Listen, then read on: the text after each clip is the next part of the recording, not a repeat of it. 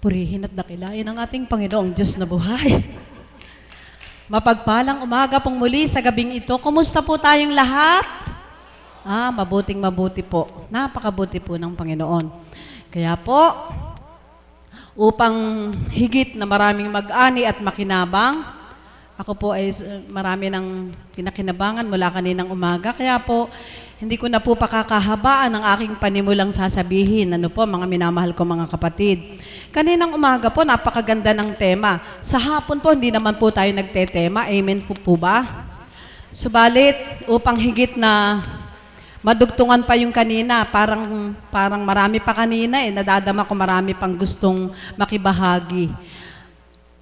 Kung gusto po ninyo na muling taludturin yung temang ibinigay ng Ama sa ating kapatid na si Tita Josie Tulfo kaninang umaga, ang tema po niya kaninang umaga ay paano mo pahahalagahan ang mga biyaya at pagpapalang handog ng Ama. Amen po ba? Kaya po, wag po kayong mag-atubili, ay may tema pala. Basta po, sa ganitong pagkakataon, sa pahintulot po ng Panginoon, kung ano po yung laman ng puso ninyo. Datapwat, binigay lang po yung panuntunan kaninang umaga. Ano po? Kaya po,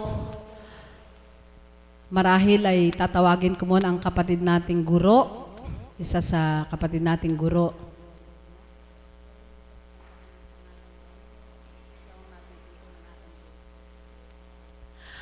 Palakpakan natin ating Panginoong Diyos na buhay para sa ating kapatid na si Teacher Sarah.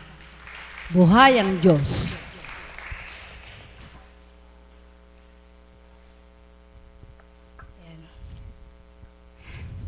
Magandang umaga po sa gabing ito. Isang biyaya na naman po na ako po ay nakatindig sa inyong harapan. Tuwing ako po ay natatawag mag-share, ito po ay tinatanggap ko bilang biyaya dahil hindi po ako tatayo sa harapan ninyo kung walang kadahilanan. Huwag po kayong mag-alala ko yung Tatay Alan, hindi po ako kakanta. Hindi po ako nakapagpa-practice. Napakarami na pong biyaya ang Panginoon po sa akin. Bagamat noong sa aking unang buhay ay hindi ko po siya ganap na nakikita o nararamdaman. Ngunit sa kaparaanan po na ako po ay nadako sa lugar na ito, ay noon ko po naramdaman kung gaano po ako kamahal ng Panginoon at kung gaano po niya ako pinapahalagahan. Kung kaya sa amin pong apat, kapag ka po merong isa na medyo nagkakamali ay kami po ay nagsasabihan o nagpapaalalahanan. Yun po ay isang malaking biyaya po sa amin sa pag-akay po sa amin ng aming kapatid na May. Napakalaking pagbabago na po ang masasabi ko sa akin pagkatao. Bagamat may mga pagkakataon po na hindi maihiwalay ang pagiging tao, ay pinipilit ko po sa aking sarili na gumawa ng mabuti sa aking kapwa. At iyon po ay tinuturing kong biyaya pa rin po sa akin ng Ama. Yun lamang pong pagising natin sa umaga na makita natin yung mga mahal natin sa buhay, ay itinuturing ko na pong biyaya. Ang akin pong trabaho, pagiging guro ay nandyan pa din. Biyaya po na maituturing ko yon. Ganon din po ang aking mga kasamahan na hindi lang po sila basta kasamahan, kundi kapatid na rin po sa Ama. Sila po ay itinuturing ko din pong mga biyaya po sa akin. At sa dami po ng biyaya, parang pagka po inisa-isa po natin, hindi natin matatapos ang buong maghapon sa dami ng biyaya po ng nagaganap sa akin bilang tao po, no? At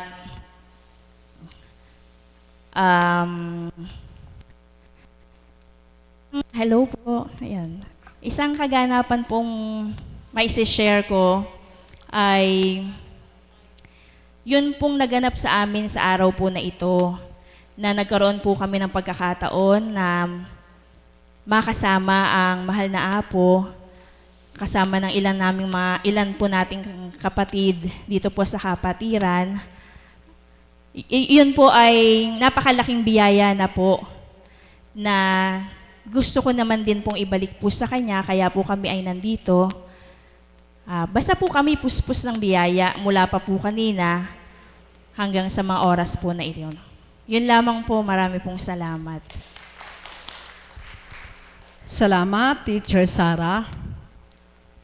Napakaganda ng kanyang pagbabahagi sapagkat hindi man niya tuwirang nasambit lahat yung kanyang binahagi nang dahil nga dun sa pagtanggap niya dun sa biyayang kaloob ng Ama na ganap niyang makilala ang Ama. Kaya hindi na niya mabilang yung mga biyayang kaloob sa kanya.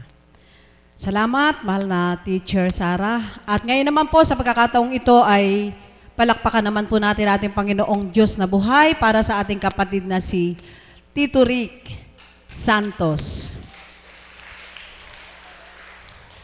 Ganyan po kadakila ang Ama. Pag naghahasik po siya ng biyaya, hindi lamang dito sa harap.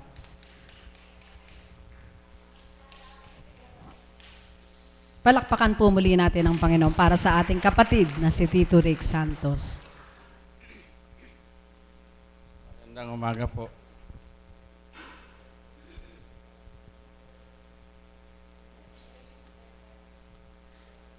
Magandang umaga po muli, mga kapatid.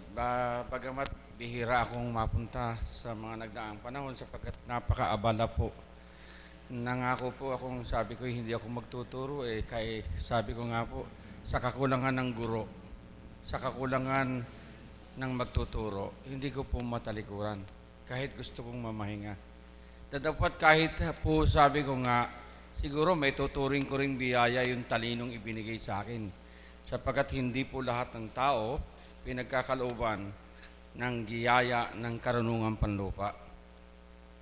Di ko pinangarap na maging doktor, pero sa isang kwentong may sasabi ko, bakit po ako naging doctorate? Sa pong pagsubok sa buhay, namasukan po ako bilang guro, maliit ang sweldo, iniwanan ko po ang pagtuturo dahil 212 lang po isang buwan, 6 na buwan pa ako mag-iintay. Nag-asawa po ako. Mabuti na lang po, may alaga akong bibi. Nangingiklog ting umaga, may baon akong may lalaga na ulam na itinatago ko sa aking pagkain dahil nakahiya bilang guro ang ulam ko iklog lang na nilaga. Samantalang yung mga estudyante, teacher, nakakapag-afford. Sapagkat ang sweldo ko po noong panahon na yun ay sabi ko nga sa inyo, mantakimang ko pong isipin, isang oras pong sweldo ngayon, samantalang noon, isang buwang sweldo. Nalampasan ko pong umalis sa pagtuturo nang masukan ako. Bilang kwento po sa biyayang ibinigay, sabi ko nga, marami pong pagsubok. Namasukan po ako bilang ahente dahil pag nag-ahente ng insurance, bawat sarado ng kontrata, may kita ako.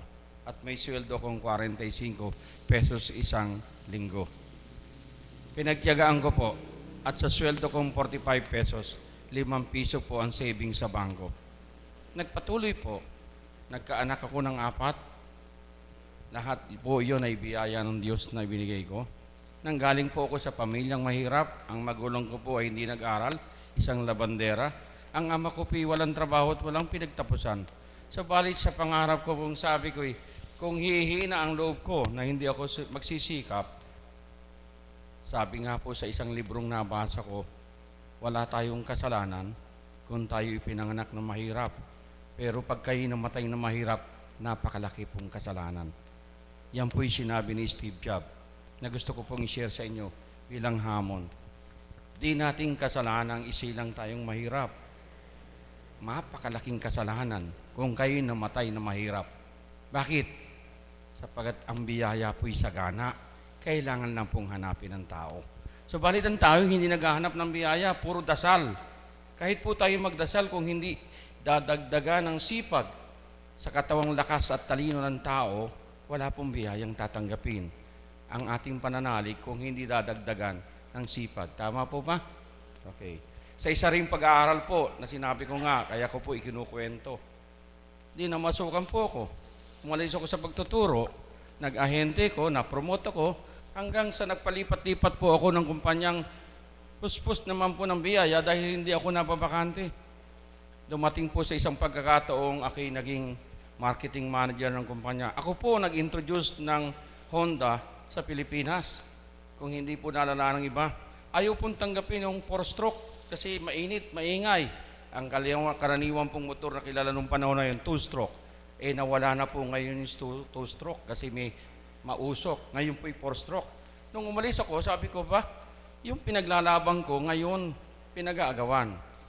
Maniniwala po ba kayo kaya bakit ako nag-aral? Hindi naman po kailangan mag-aral Kaya lang po nung aking namamasukan, sumusweldo ko't mataas ang katungkulan ko. Sabi sa akin ng isang tauhan ko, Sir, magaling ka, pero hindi ka kulang ka ng degree. Sabi ko, ano bang degree hinahanap mo? Aki tapos ng teacher. Hindi, sir. Kailangan mo mag-master. Hindi ko po naintindihan ng master. Sabi ko nga po sa inyo. Nag-aral ako. Medyo may kayabangan po ng konti. Biyaya rin po ng Panginoon. Bakit? Nung nag-aaral po ako, libro ang gasolina ko dahil naka-charge sa kumpanya. Pero po yung binabayad ko sa tuition fee ko, kinikita ko po sa pamamasukan. Nagpatuloy po akong mag-aral sa UST. Nakatapos po ako ng master. Isa pong profesor na taga Bustos. Hindi ko po malimutan. Tinangka kong pasabugin ng kotse kasi pinagdudahan po akong sino nagsulat ng thesis ko. Bakit ang husay at ang galing? Sino naman ituturo ko na magsusulat? Ako po nagsulat. Sabi niya, pag hindi mo inamin, hindi ko pipirmahan. Sino ba nagsulat? Sino ituturo ko? Alam ka naman pong ituro ko kahit sino, hindi naman talaga totoo. Kasi nga po, nag-aaral ako, namamasukan, nagtuturo. Paano mong nagawa ang 3 bagay sabay-sabay, tapos maganda sinulat? So sige po, nakapasa ako. Biyaya po ng Panginoon. Kahit nung panahon pong nag-aaral ako, hindi ko kinahiyang ang asawa ko nagdududa sa akin kung saan ako pumupunta. Kasi nawawala ako ng Biyernes, kung minsan uwi ako ng Lunes. Kasi nga sa Manila, kung minsan po, pag may trabaho ng pag-aaral, ayoko na umuwi dahil magastos. Makikitulog na lang ako. So, madaling salita po, natapos ko po yung master. Biyaya ng Panginoon. Bakit ko po itinuturing? Kasi, bihira po nakakapag-aral. Na napagsasabay, nag-aaral ang mga anak, nag-aaral ka rin. Karaniwan po sabi ko nga umaatras yung iba dahil sabi hindi ko kakaya dahil yung mga anak ko nag-aaral din, sabay. Pinagtagumpayan ko po. Bakit po ako naging doktor? Tapos na po ako ng master. Hindi ko makuha yung diploma ko. Hindi ko makuha yung transcript ko. Kasi yung course ko po, education, ang pinagtapusan ko po ay Master in Business Administration. Dapat po tapos ako ng Bachelor of Science in Commerce. Hindi po ako commerce graduate. Elementary teacher po ako. Pero yung pong experience ko sa pamamasukan, akala ko sapat na para yung aking pag-aaral ay tanggapin. Hindi po ako nakalusot. Ang sabi ng UST, bumalik ka sa college, mag-aaral ka ng 18 units ng business para mabigay sa iyo ang titulo. Isang pagsubok na naman po. Kung minsan po sinasabi ko yung pagsubok para bang sabi natin problema, biyaya po pala yun. Pag po may pagsubok, nagsisikap ka, tama po ba? Kaya kung ituturing po natin ang problema ay hindi biyaya, hindi po kayo magsisikap. Ako po, sabi ko, what's the problem? Pag may problem po, may issue, may biyaya. Kasi sinusubok ka ng Panginoon. O sige po, natapos ko. Bumalik ako ng 18 units, 1 taon po yun. Nung makuha ko yung 18, 1 taon, nakuha ko yung diploma ko ng master. Tuwan-tuwa na ako sa sarili ko. Sabi ko, tapos na ako, wala na akong problema. Sabi niya, hindi ka pa tapos. Ituloy mo pa. Ba't ko pa itutuloy? Para ano? Isa na naman pong biyaya ng Panginoon. Pinangarap ko pong maging doktor, hindi po. Pinangarap kong maging pare, hindi ako naging pare. Pinangarap kong maging abogado, hindi ako naging abogado. Pinangarap kong maging sundalo, hindi ako naging sundalo. Yung hindi ko pinangarap, siyang ibinigay sa akin ng Diyos. 18 years, 18 unit lang po. 1 taon kong pinag-aralan para matapos ko yung master. Tinuloy ko po ng 3 taon. Natapos ko pong mag-doktor. Sinama ko ang asawa ko, graduation, pinakain ko, pinakita kong ito yung pinagdududahan mo. Na ako ay nagluloko, pero ako'y nag-aaral. Sa awa pa ng Diyos, sabi ko nga, napakalaki pong biyaya. Kung hindi ako nag-aral, nasaan po ako ngayon? Sabi ko nga po kanina, no, in-interview dahil ako'y part-timer, lahat ng part-timer in-interview. Baliktad po nangyari. Sa halip na ang nag-i-interview, ang nagtatanong, ako nagtatanong sa kanila. Hindi po ba papuri ng Panginoon na ang talino mo ay isang biyayang kapag ang kaharap mo isang tao, minsan ikaw titingalain sa halip na ikaw ang tumingala. Hindi ko po pinagyayabang, pero nakinatutuwa ko, isa lang pong tanong na biyaya. Bakit mo nais pang magturo? Bakit nasa itaas ka na bumababa ka pa? Ang sagot ko po ay maliwanag. Kapag hindi ko dinama ang bata sa college para baguhin ang mindset at kaisipan, akala nila ang magtapos sa kolehiyo sapat na. Hindi po, mga kapatid. Ang edukasyon po ay isang koma, walang period. Kapag nag-aral ka, hindi ka pwedeng huminto. Kailangan ituloy mo sapagkat pag hindi mo tinuloy, di ka sasabay sa progreso ng mundo. Kung hindi po ako naging doctorate, wala ako sa katayuan ko. Hindi ko kikitain ang kinikita ko. At hindi po sa pagyayabang. Yung sweldo po na 200 na aking kinikita isang buwan, isang oras ko po. Tama po ba?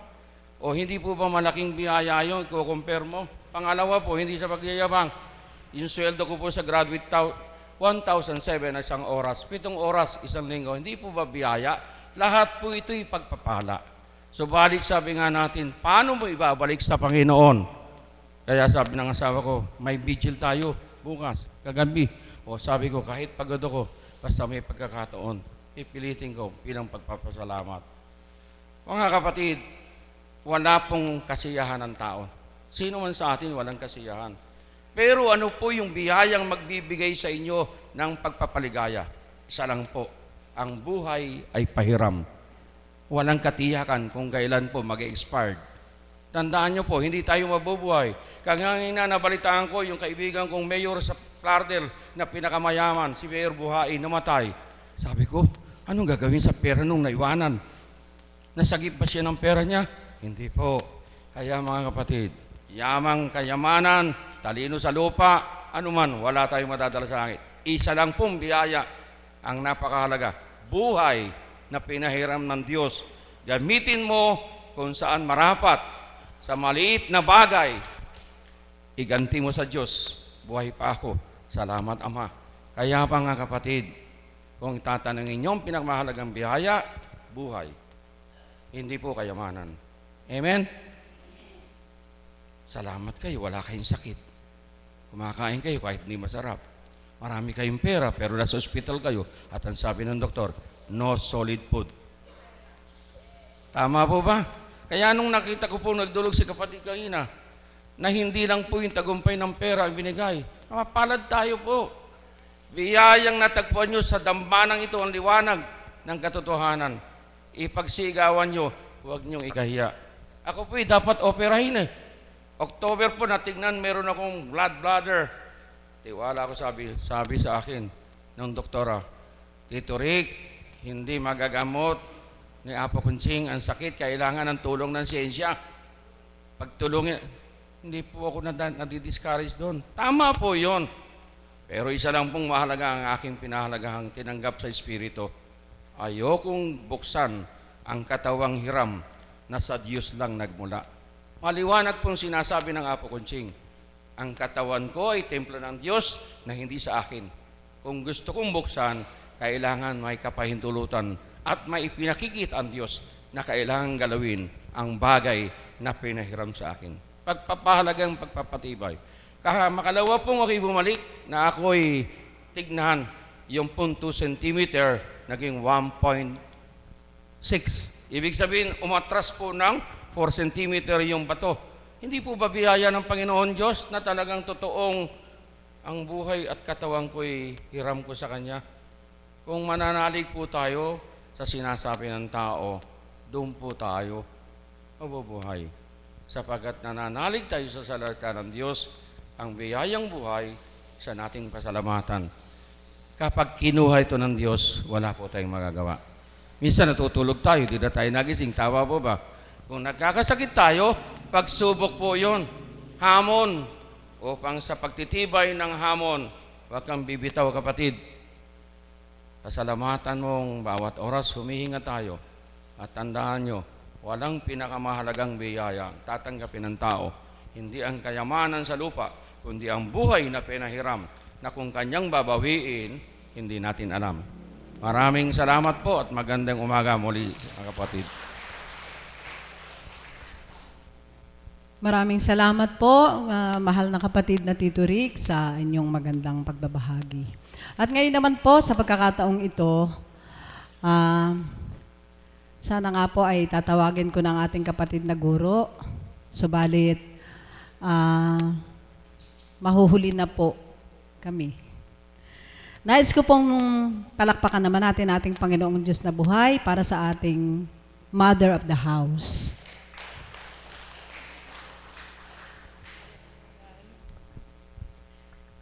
Salamat po, Ama. Purihin, purihin dakilan ng ating Panginoon sa ikalawang pagkakataon na bahagi ng Diyos sa dakong ito bilang panggabing gawain. Purihin, purihin dakilain siya. Basahin niyo po yung nakatatak sa aking t-shirt. Yes, I am nothing without Jesus. Alam niyo po, kung paano po isiniwalat ni Kuya Rick yung achievements po niya bilang pagkatao siya, na pagpapala ng Diyos na ipinagkaloob sa Kanya. Kami po mga lingkod, pagpapala na mula sa Espiritu naman ang ihahayag namin sa kabutihan at kagandahang loob ng Diyos. Buhay po bang Diyos? Na sa bawat araw, kanya-kanya pong kaloob at pagtupad. Subalit, salamat sa Ama, sapagkat ang kapuspusan po ng Espiritu sa katawan nating mahal na Apo Kunching ay patuloy pong naglalayon na tayong lahat ay makaunawa at magbinipisyo po sa kaloob ng Diyos sa kanyang pagkatao. Amen po ba yun? Sapagkat hindi natin ganap mawawawaan ang kaukulang pahayag ng Espiritu sa katawan nating mahal na Apo Kunching kung ang tinanggap niya ay hindi natin matatanggap. Buhay po ba ang Diyos? Kaya sa dakong ito, yan po yung biyaya at pagpapala ng Diyos na ipinagkaloob sa bawat isa sa atin, maging sa amin bilang mga alagad, na sa bawat araw ay hindi nga po siya nauubusan. Amen? Kahit oras-oras na ihayag mo ang Diyos, hindi siya mauubusan na ipahahayag. Amen po ba yon? Sapagkat minu-minuto, sigo-segundo, mayroon siyang tinutupad sa bawat isa. Buhay po ba ang Diyos? Sa pagkakataon pong ito, sabi ko nga, nag-uumapaw po ang biyaya higit sa espiritual na aming nararamdaman sa dako ito, sapagkat ang biyaya na pantao ay sadyang kung iyong didibdibin bilang tao ay masalimuot. Amen? Subalit nawawala ang pagiging masalimuot sapagkat mayroon kang kasama na humaharap doon sa mga dapat harapin bilang ikaw ay tao. Buhay po ba ang Diyos? At yan po yung biyaya ng Panginoon na sa dakong ito ay ganap po namin naunawaan. Paano ito nagagamit at paano namin ito ginagamit? Simple lang po, kagaya ng pahayag ni Kuya Rick, kailangan may maganap sa'yo. Amen? Subalit, may pasubalit din ang Ama, huwag mo nang hintayin pa na ang maganap sa'yo yung hindi ka na makapagsalita, hindi ka na makagalaw, hindi ka na makahakbang, bago mo ganap kilalanin ng Diyos, samantalang pwede mo namang gawin na ikaw ay nakakapagsalita, malakas ka, na may ibibigay mo para sa Diyos. Buhay po ba ang Diyos? Amen po ba yun? Siguro, iba-iba po yung contentment ng bawat isa. Subalit sa dakong ito, sabi ko nga, simpleng buhay, payak, subalit sobra pong mapayapa. Yun lang po yung biyaya na hindi kayang bilhin sa kung saan, hindi mo masusumpungan sa kung sino. Subalit sa kalooban ng ating Ama, ano man ang dinadala mo, ano man ang tinatahak mo, kapag ang Espiritu Santo ang nasa katawan mo, baliwala lahat yan. Buhay po ba ang Diyos? Mararamdaman mo na ginagamit ka lang ng Diyos. Sapagkat kung ikaw bilang pagkatao, hindi mo haharapin ang hindi mo kaya. Amen? Sigurado uurungan mo na. Subalit dahil ginagamit ka ng Diyos, yung hindi mo kaya mong harapin. Buhay po ba ang Diyos? At yun po yung mga biyaya na kapag hinimay mo, alam mong hindi ikaw. Amen? Kaya mga kapatid, nawa po sa dakong ito, kagaya po ng sinasambit ng Banal na Espiritu sa katawan nating mahal na Apo Kunching, at gaya rin po na isiniwalat ko kanina, ang mga bagay na pantao ay napapansin lang natin na mahalaga kung kailangan natin. Amen? Halimbawa, sabi ko nga, pag wala kang pera at may bibilhin ka, malalaman mo na wala kang pera dahil may bibilhin ka. So, balik kung wala kang bibilhin, kahit wala kang pera, wala yun. Buhay po ba ang Diyos? Amen po ba yun? Kaya mga kapatid, maging practical. Alam niyo po, dati, yun din ang tanong ko paano ako maglilingkod sa'yo? Ganito yung iiwanan ko, ganito, ganito. Pero hindi po pala, hindi mahirap. Sapagkat ipapaunawa ng Panginoon na nag-akay sa'yo at sa pamagitan ng mahal na Apo Kunching, bibigyan ka ng linaw, ng kapahayagan na mainam sa isip at puso mo upang isuko mo lubos kung anong meron ka. Buhay po bang Diyos? Dati po, mahirap gawin yun. Bakit? Masarap maraming pera. Masarap may hanap buhay. Masarap magpasarap. Amen? Subalit, sa una, oo. Maaari sabihin mo, naku, wala akong ganito. Subalit ngayong eto na ibibigay ng Diyos ng walang hirap. Amen po ba yun? Buhay po ba ang Diyos? Huwag kayong magkasala, ha? Ano pong walang hirap? Halimbawa po, wala kang pabango. Siyempre po, may nagmamahal kay kapatid na Marie. Kasama na po kami. Bibigyan po kami. Buhay po ba ang Diyos? Amen po ba yun? Hi, mahal na kapatid ko. Iniisip mo pa lang, ang sarap naman nung kumain ng donut na Jayco. Sikat na sikat sa Singapore yun, pinipilahan pa. Isang araw, may nakabitbit sa'yo, nabuksan mo, Jayco. Buhay po ba ang Diyos? Amen po ba yun? Yun po isang hiwaga. Yun po yung sinasabi na mag-aani ka sa hindi mo pinagpagalan kapag tumupad ka sa Diyos. Amen po ba yun? At marami pang iba. Alam niyo po, dyan po nagagalit sa amin ng tao Ang yayabang ng mga alagad ni Apo Kunching. Akala mo kung sino sila magpatotoo. Totoo nga pong ganun nangyayari sa amin Anong magagawa namin? Buhay po ba ang Diyos? Amen po ba yun? Kaya doon na nasasambit namin na siguro mababaw lang ang aming kagalakan. Kaya namin ito napagsisigaw. Sapagkat yun ang hiwaga ng Ama. Sa karampot na hindi namin kaya, na ibibigay niya ng libre. Buhay po ba ang Diyos? Ano pa? Nako, sabi kong ganun, wala akong ganito. Amen po ba yun? Kapatid na Marie? Ayan na naman, masasambit ko naman si kapatid na Marie. Mayroon po ako isang kaibigan na dumating na sabi niya sa akin, itong pabango na to ay mahal na mahal ko. Ito yung material na bagay lang Mahal na mahal ko itong pabango na to. Pero ayokong gamitin dahil gusto ko ibigay sa'yo. Nung pagkakataon po na yon, may atas sa akin na kailangan niyang binigay sa akin, ibigay ko rin.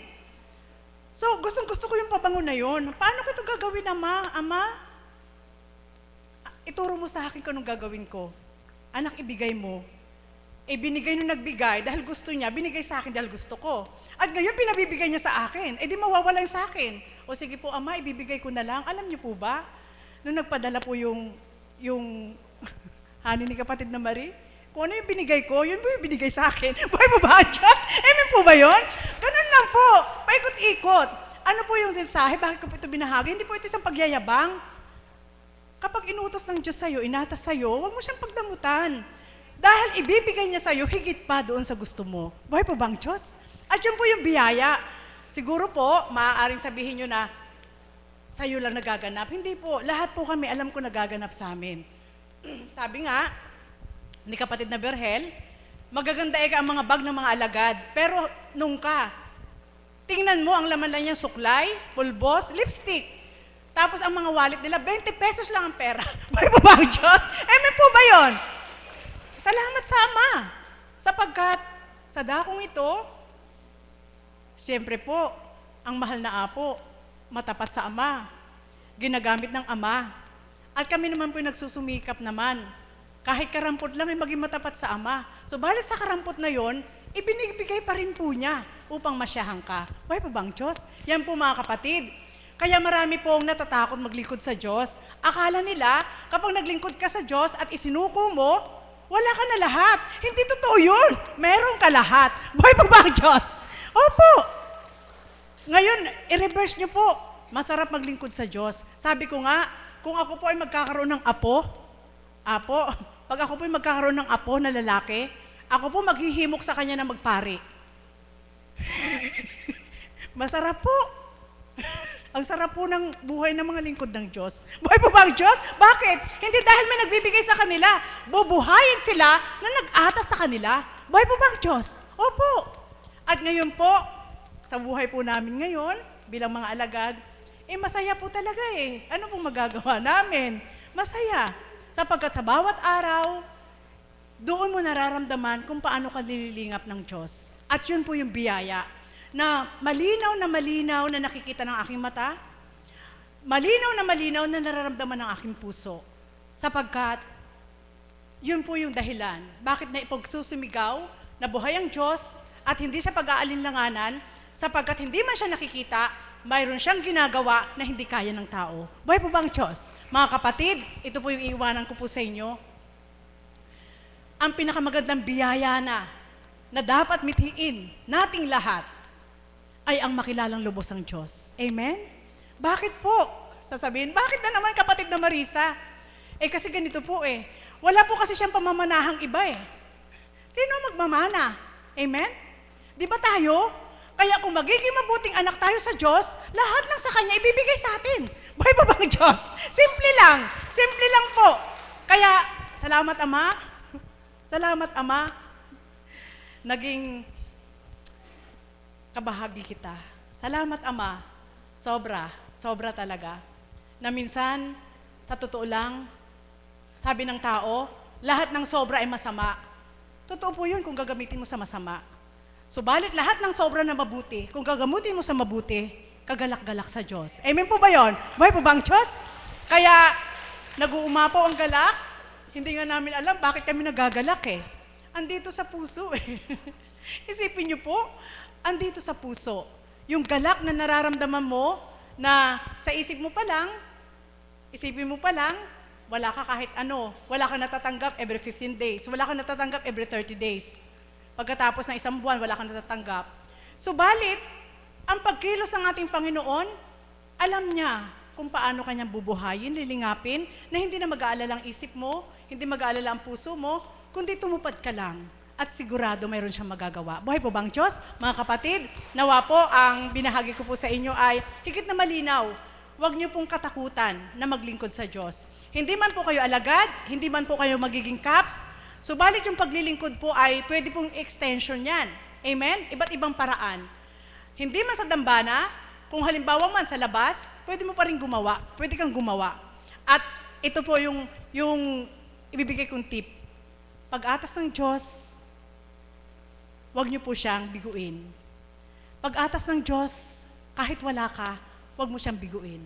Pag-atas niya, gawan mo ng paraan, mamuhunan ka, at sigurado, kapag ibinalik niya, sobra-sobra. Muli, magandang umaga at maraming salamat.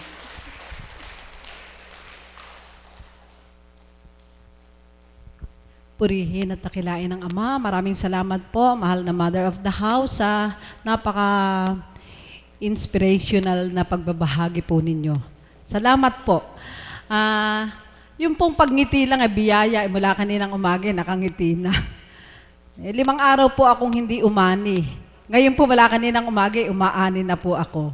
Napakabuti po ng Diyos. Nararamdaman ko po na napakaraming nagpupumiglas ang damdamin, Subalit ang kapatid na ito, kanina pa po ito dapat una sa kapaparaya naging huli na. Kaya po, yung hindi po natawag, niloloob po ng Diyos na maramdaman natin yung parang nagpupumiglas para sa susunod po magpatiun na po tayo. Amen po ba? Ganun po talaga kumilos ang Panginoon. Kaya po sa pagkakataong ito, dito na po kasi ang ating mahal na Apo na pinananabikan nating lahat. Ang nais ko pong tawagin nating kapatid na guro, palakpakan po natin ang ating Panginoong Diyos na buhay para sa ating kapatid.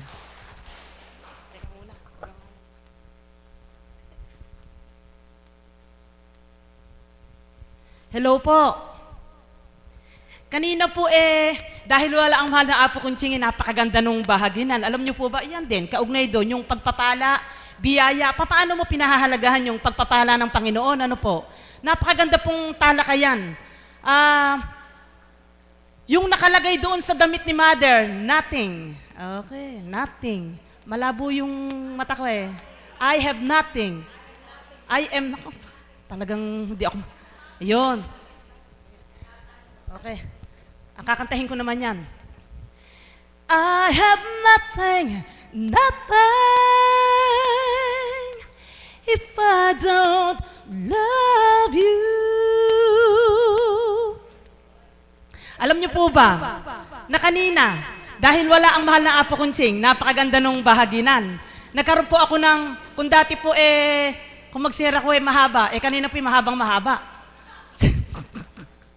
Tsaka si Mother, mahabang mahaba din. Kumbaga sa ano po, niloob po ng ating Panginoon na mailahad yung dapat ilahad. Doon po sa, kung paano yung pagpapala na nais ng Ama, paano mo pahahalagahan yung pagpapala na yon? Ano po? Napakaganda pagbabahaginan. Salamat sa Panginoon dahil yung saya, alam niyo po ba yung saya? Bilang tao, ako po pansamantalang inaliw ng Panginoon Pero iba po yung kaaliwan ng sanlibutan bilang pagkatao doon sa kaaliwan na mula sa Espiritong Banal. Sapagkat, sabi ko nga, nag-uusap kami ni Shepherd dito, tsaka si kapatid na Marie, yung kaaliwan na bilang katauhan, naku, makakatawa ka ng sagad. Alam niyo po, yung makakaganyan ka. Pero yung kaaliwan na ibibigay ng Panginoon sa iyo, yung kagalakan na ibibigay ng Banal na Espiritu sa iyo, yun po ay sa kailaliman ng puso mo yun mararamdaman. Na hindi mo kailangang humagalpak ng kakatawa, pero masaya ang puso mo. Dahil meron kang kakaibang nararamdaman. So, ibig sabihin, magkakaiba po yung galak na mula sa pangkatauhan at yung galak na ibibigay ng Espiritong Banal sa puso mo. Kaya tayo pong lahat, sabi ko nga, lagi dapat tayo nagmimithi ng kagalakan na mula sa Panginoon.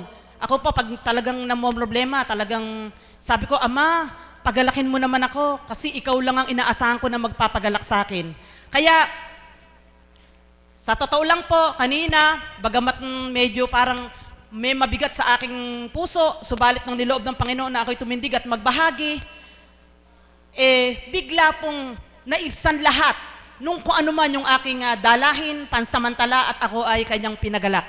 Kaya po, sa oras na ito, dahil gusto ko naman na ako'y pinagalak ng Panginoon kanina, magpagalak din po ako uli ngayon sa pamamagitan ng awit. Kaya lang po, bawal sa isang facilitator ang umawit, pero ako na po ang magre-request. Magjujuwit po kami.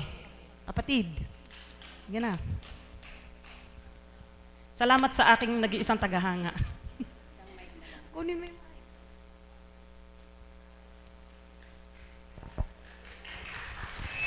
Uy, nagsama pa siya ng 5.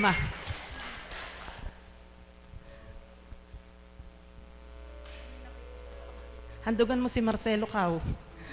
Para po sa ating lahat. Panayang handog ko sa mga nasa ibang bansa. Sabi ko, hi kay Marcelo Cao. Yung pala, umuwi na pala sa Pilipinas. Hindi ka nagsasalita. Chocolate. Wakan mo.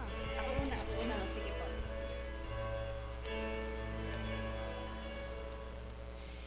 You shelter me from harm. Keep me warm. Keep me warm. You gave my life to me, set me free, set me free.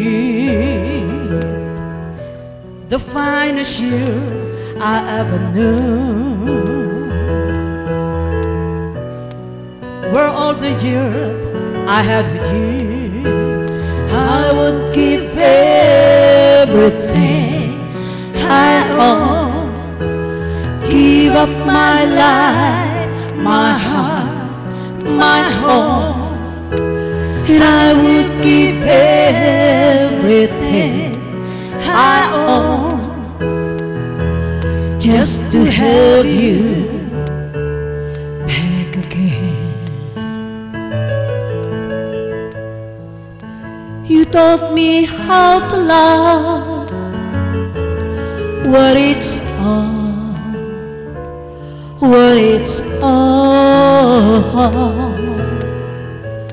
You never said too much, but still you showed the way, and I knew from watching you. Nobody else could ever know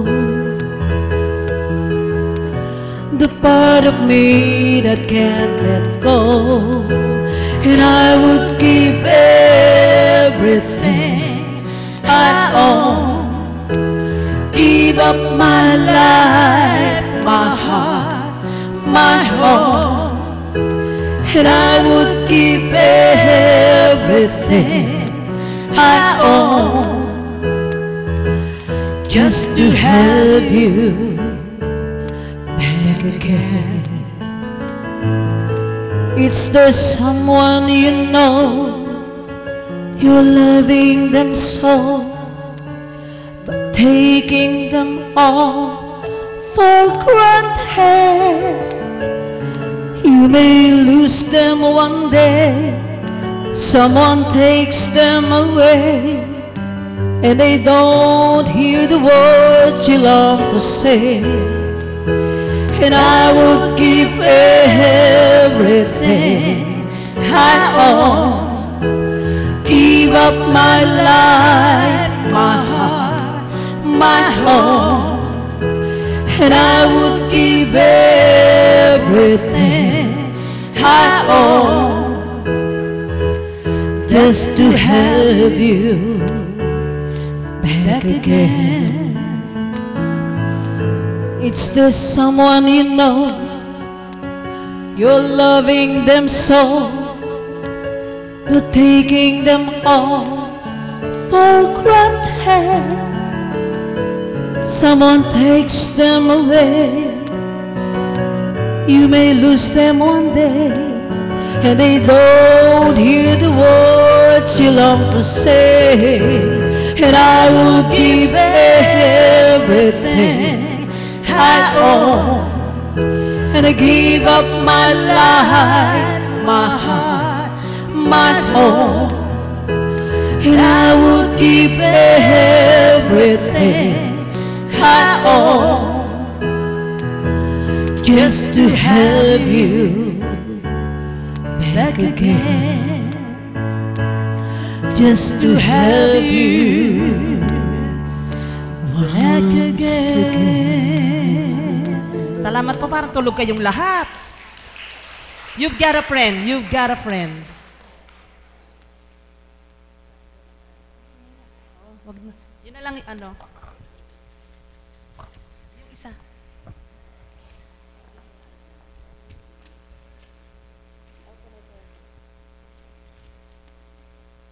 How can I tell him daw po, mahal na kapatid?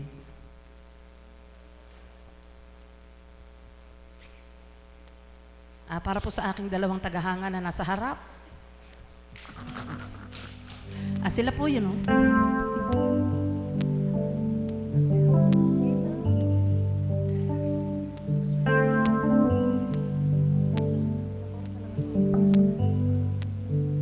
He knows when I'm lonesome, He knows when I'm sad, He puts me up when I'm lonely, and He holds me so tight. Whenever I'm discouraged, He knows just what to do, my God. Now I know much about you.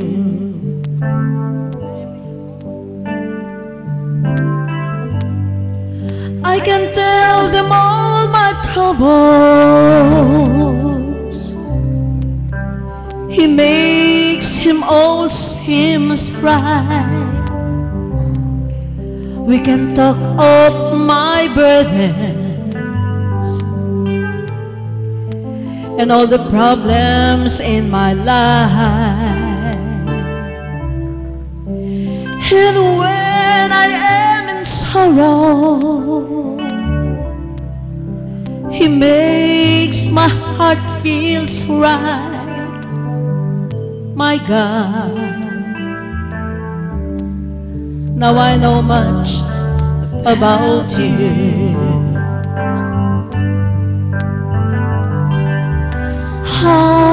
can I tell them about you?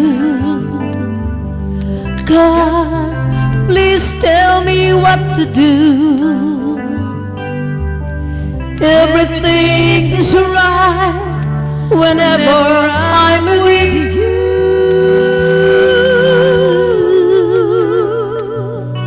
So God, let me tell them, let me tell them more about you.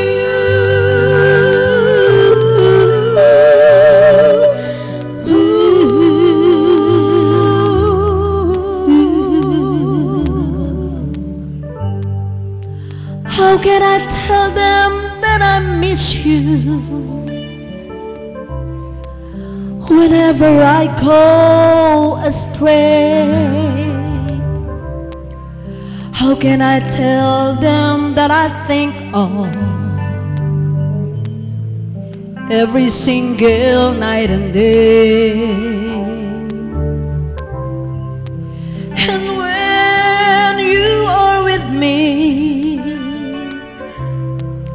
I can tell everyone, God, you're great. Oh God, please help me tell more about you.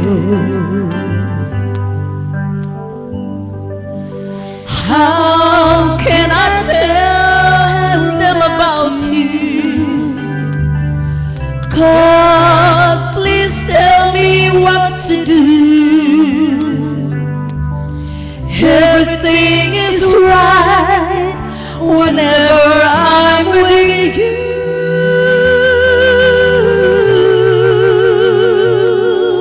So God, won't you tell them, let me tell them about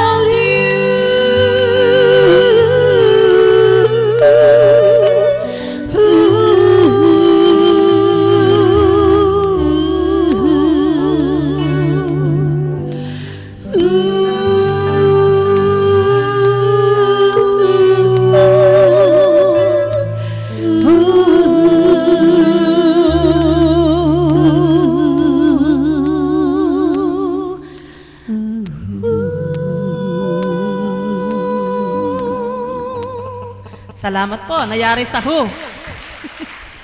Thank you, Lord, at maraming salamat po, mahal na guro. Salamat po sa lahat ng nagbahagi. Salamat sa inyo mga minamahal ko mga kapatid. At gayon po, inaanyayahan po ang lahat na magsitayo upang sama-sama nating awitin ang panalangin tinuro sa atin ng ating Panginoon.